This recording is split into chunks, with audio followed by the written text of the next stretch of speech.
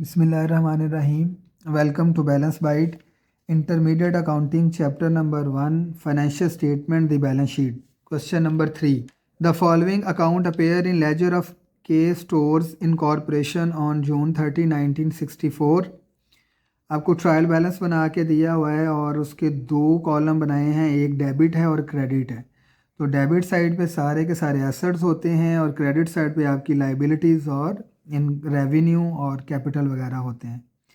तो अब यहाँ पे वो कह रहा है इंस्ट्रक्शन में select the current asset and current liabilities and present these as they would appear on balance sheet prepared in financial position form. यानी आपने बैलेंस शीट का सेक्शन बनाना ज़रूर है, लेकिन उसमें सिर्फ करंट एसेट्स बताने हैं और करंट लाइबिलिटीज़ बतानी है। और करंट एसेट और करंट लाइबिलिटीज़ के दरमियान एक रिलेशन होता है, उसको कहते हैं वर्किंग कैपिटल। यानी अगर आप करंट एसेट में से करंट लाइबिलिटी को माइनस कर देते हैं तो वो वर्किंग कैपिटल है। तो आपने यहाँ पे बैलेंस शीट ज़रूर बनानी है, लेकिन उसमें करंट एसेट्स बताने हैं, करंट लाइबिलिटीज़ बतानी है और वर्किंग कैपिटल बताना है। अकाउंट पेएबल करंट लाइबिलिटी है, अकाउंट रिसीवेबल करंट एसेट्स हैं, अक्रूड इंटरेस्ट करंट एसेट हैं क्योंकि डेबिट साइड पे दिए हुए हैं। Accrued salaries and wages current liabilities हैं, advances to affiliated company current assets हैं, allowances for customer sale discount trade account receivable में से लेस होगा, allowances for doubtful account account receivable में से लेस होगा, allowances to reduce inventory to lower cost और market ये इन्वेंट्री में से लेस होगा, cash surrender value of life insurance आपका इन्वेस्टमेंट है, करंट एसेट में नहीं आएगा, बॉन्ड्स पेएबल इन इंस्टॉलमेंट ये आपकी लाइबिलिटीज़ हैं, एस्टिमेटेड एम्प्लॉई रिटायरमेंट बेनिफिट ये भी आपकी लाइबिलिटीज़ हैं, estimated income tax payable current liability है, first national bank fund for employer retirement benefit assets हैं, first national bank journal account assets हैं, first national bank payroll account ये भी आपके एसेट्स हैं, FICA taxes payable current liability, income tax withheld from employ salaries current liabilities, inventories asset,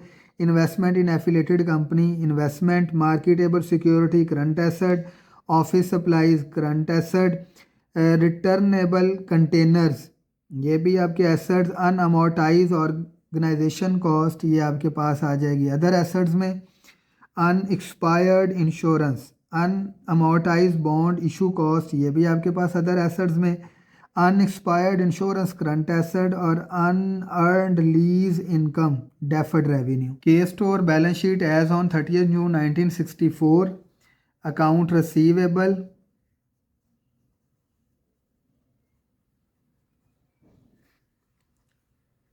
trade amount है इसके पास आपकी 80,000। इसमें से दो चीज़ें आपने माइनस करनी थी, एक डिस्काउंट माइनस करना था और एक allowances for bad debts minus करने थे। चलिए अलाउंसेस फॉर डाउटफुल अकाउंट 2500 का ये भी लेस होगा और allowances for customer sale discount 1600 ये भी लेस होगा। उसके बाद है जी हमारे पास अक्रूड इंटरेस्ट और अक्रूड इंटरेस्ट है मेरे पास 1500 का, 75900 अक्रूड इंटरेस्ट 1500। उसके बाद हमारे पास इन्वेंट्रीज़ हैं और इन्वेंट्रीज़ की कॉस्ट है 205,000 जिसमें से लेस होगा allowances to reduce inventory lower of cost 5200, वो माइनस करेंगे तो माइनस करने के बाद आंसर आएगा 1199,800। देन उसके बाद कैश इन बैंक यानी नेफ आपके पास था ना फर्स्ट नेशनल बैंक, उसमें जर्नल अकाउंट है तो ये कैश इन बैंक की हेडिंग में लिखेंगे। इसी तरह से कैश इन बैंक पे रोल ये भी फर्स्ट नेशनल बैंक है तो इसके अंदर हमारे पास जो अमाउंट है 21,500 वो लिखेंगे और इसी तरह से 14,000 की अमाउंट ये लिखेंगे।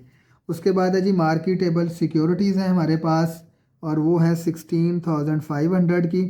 प्रीपेड एक्सपेंसेस में दो तरह के हैं, ऑफिस सप्लाईज़ हैं 3500 की और उसके बाद अनएक्सपायर्ड इंश्योरेंस है 2200 की।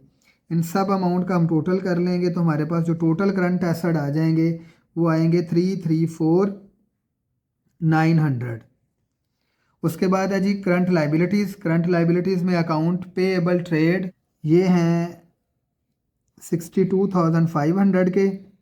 उसके बाद अक्रूड सैलरीज एंड वेजेस ये हैं मेरे पास 4,000 की। एस्टिमेटेड इनकम टैक्स पेएबल वो है मेरे पास 28,000 के। फिर उसके बाद है FICA टैक्सेस पेएबल वो हैं जी 800 के। विद होल्डिंग टैक्स पेएबल 1500 के। और उसके बाद है जी रिटर्नेबल कंटेनर, यानी जो करंट मेच्योरिटी आपने लॉन्ग टर्म लोन की पे करनी है उनको हम रिटर्नेबल कंटेनर्स कहते हैं, तो वो है हमारे पास 15,000 के।